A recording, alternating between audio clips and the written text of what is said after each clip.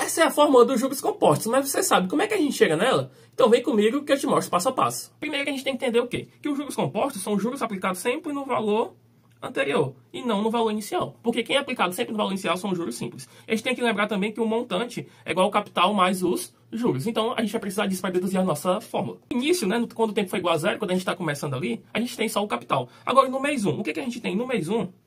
Né, o montante 1.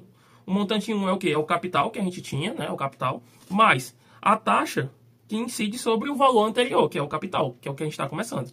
Então, aqui se eu boto o C em evidência, né? Então fica aqui o M1, montante 1 é igual ao capital, vezes 1 mais I.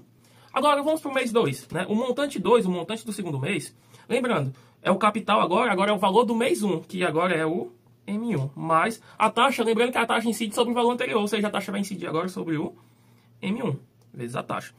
O que a gente vai fazer? A gente vai botar aqui o nosso M1 em evidência, então fica M1 vezes 1 mais I. Mas nosso M2 é igual. Quem que é o nosso M1? O nosso M1 a gente viu lá, né?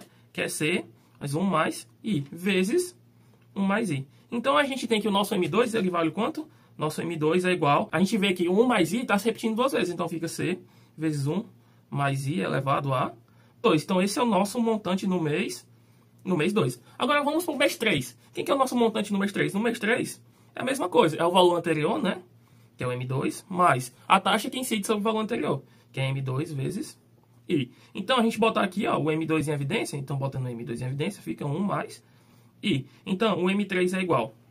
Mas quem que é o M2? Né? O M2 que a gente viu ali, ó, é C, 1 mais I elevado a 2 vezes 1 mais I. Então, isso aqui fica quanto? Nosso montante 3, nosso montante 3 é C vezes 1 mais I elevado a 3. Então, agora a gente chega no nosso mês N. Então, vamos lá deduzir a nossa fórmula. Então, o montante no mês N, não precisa botar esse Nzinho aqui não, é o quê? Percebam que o capital ele se repete em todas, ou seja, é o capital vezes. Perceba também que o 1 mais I está se repetindo em todo mundo, então fica 1 mais I. E perceba o seguinte, no mês 1, aqui fica elevado a 1, no mês 2 é elevado a 2, no mês 3 é elevado a 3. Então, no mês N, né, fica elevado a quanto? Ao tempo? Ao tempo N. Então, essa é a nossa fórmula dos juros compostos. Gostou dessa dedução? Então compartilha e me segue para mais.